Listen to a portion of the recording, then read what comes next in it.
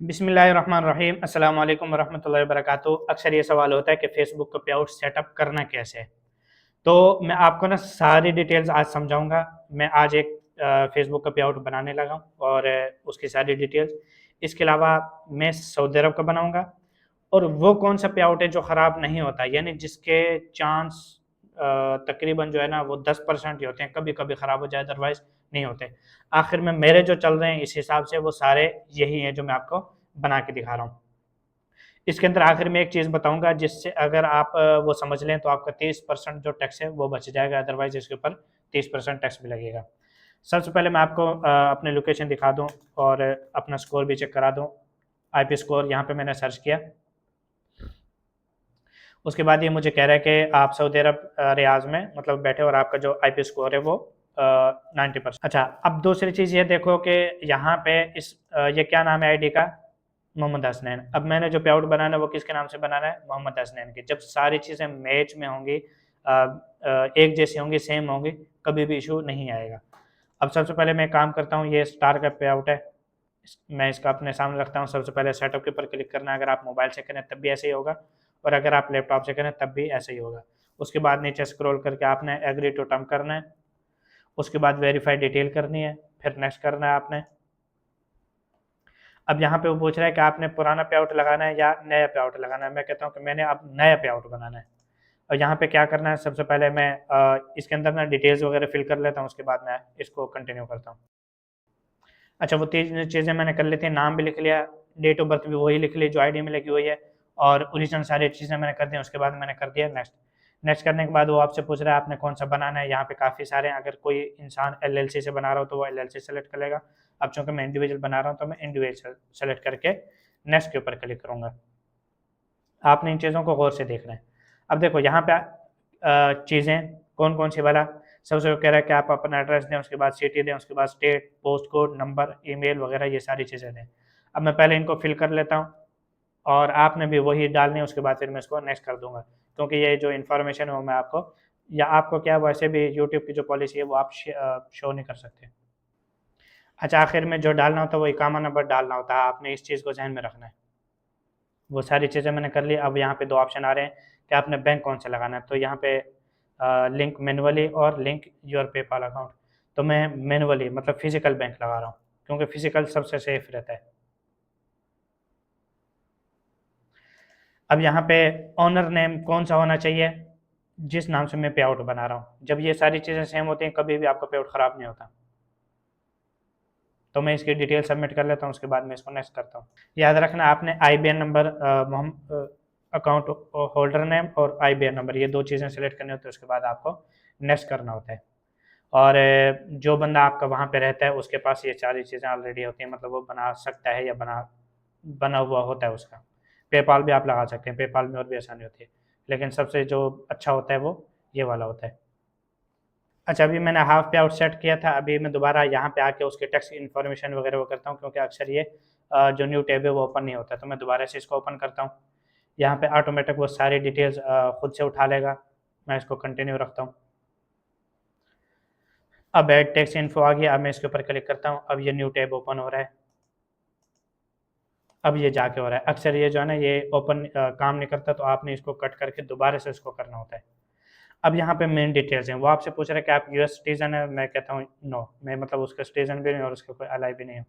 उसके बाद ये कह रहा है आप किसी एजेंट के बिहाफ पे ये काम कर रहे हैं। मैं कहता हूँ नहीं, मैं खुद कर रहा हूँ ये। तो दोनों जगह नो कर देना है। अब आ जाते हैं यहाँ पे, वो कह रहा है कि टैक्स आपकी सिटीजनशिप जो है वो किस कंट्री की है। तो मैं यहाँ पे ना पाकिस्तान सेलेक्ट करता हूँ। अब पाकिस्तान में क्यों कर रहा हूँ उसकी मैं आपको वजह बता देता हूँ। मैंने चल के आपको बताया था ना कि अगर मैं यहाँ पे सऊदी अरब करता हूँ तो मुझे तकरीबन कोई 30% विद होल्डिंग टैक्स लगेगा, और इस चीज़ को मैं आगे जाके समझाता हूँ आपको।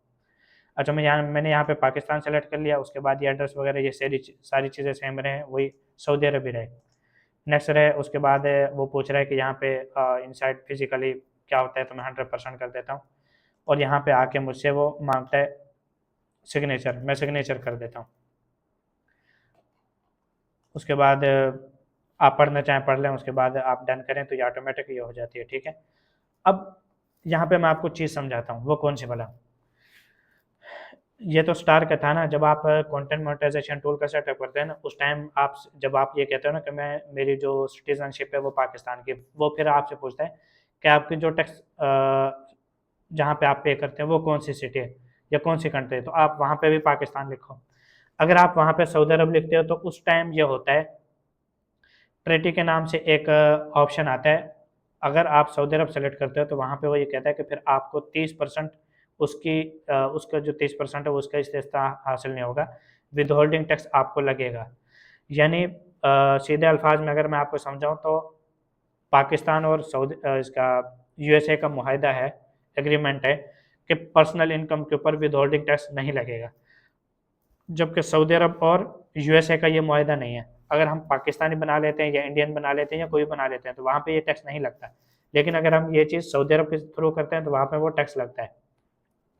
मैंने जो 4 महीने पहले सेटअप किया था उसमें मुझे हर महीने वो टैक्स लग के ही आता है, लेकिन चूंकि पहले पैसे मिल ही नहीं रहे थे तो मैं ये कहता हूँ कि यार 70% तो आराम से आ रहे हैं ना, वो भी सेफली तरीके से, पेआउट भी ख़राब नहीं हो रहा, पेज फ्लैग भी नहीं हो रहा, कुछ भी नहीं हो रही, सारी चीज़ आ रही है। अब यह है कि मैंने उसके डॉक्यूमेंट सबमिट किए हैं, मैंने ये कहा है कि मैं यहाँ पे आर्जी तौर पे हूँ, मेरी जो परमानेंट लोकेशन है या परमानेंट जो मैं वहाँ पे टैक्स वगैरह पे करता हूँ वो मेरी पाकिस्तान की है। तो उन्होंने इसको पेंडिंग में डाला हुआ है, जब जैसे ही उस पे आउट के अंदर वो $100 बनते हैं मुझे मिलेंगे तो उस टाइम जो है ना मैं इस चीज़ को देख लूँगा कि हाँ इन्होंने इस चीज़ को एक्सेप्ट कर लिया या नहीं कर लिया, क्योंकि उन्होंने मुझसे डॉक्यूमेंट भी मांगे थे, ठीक है आप डॉक्यूमेंट दे दें, तो मैंने उनको डॉक्यूमेंट भी वो सबमिट कर दिए थे। तो ये चीज़ें मैं दोबारा से क्लियर कर देता हूँ कि अगर आप सऊदी अरब ही सेलेक्ट करते हो तो उसमें भी कोई मसला नहीं है, सिर्फ 30% आपका टैक्स लगेगा विद होल्डिंग टैक्स, जो कि कट के ही फिर आपके पास पैसे आएंगे और वो खुद यूएसए रख लेगा, मतलब फेसबुक रख लेगा। और अगर आप उसकी जगह पाकिस्तान करते हो उसमें ये है ना ये नहीं होता। अच्छा, अब हर बंदे के पास जैसे मेरे पास सऊदी अरब की ये सारी चीज़ें थी, मैं कहता हूँ कोई मसला नहीं भाई, 30% करता है तो कटता रहे। इसी तरीके से आपका कोई हो आप बिल्कुल इसी तरीके से कर सकते हैं। और दुबई में मेरे ख्याल से ये चीज़ नहीं है वहाँ पे, और क्योंकि मैंने अभी उसका बनाया नहीं है, क्योंकि मेरा कोई ट्रस्टेड फौरी तौर पे इस तरह का था नहीं जिसका मैं मतलब खुद जाके पे आउट बनाता।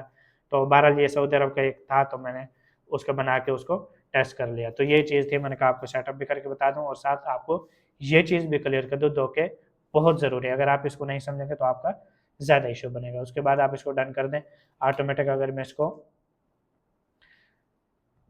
पहले सेटअप का ऑप्शन आ रहा था, उसके बाद जो है ना अब ओके हो गया, तो ये मैंने स्टार का सेटअप किया था। इसी तरीके से आप कर सकते हैं, पे आउट नेम, आईडी नेम और बैंक नेम, ये तीनों चीज़ें सेम होनी चाहिए और जिस कंट्री का पे आउट है वो उसी कंट्री में रहना चाहिए। ये मैं आपको पहले बता रहा हूँ, अगर ये चीज़ें सेम होंगी फिर आपको कभी भी इशू नहीं आएगा।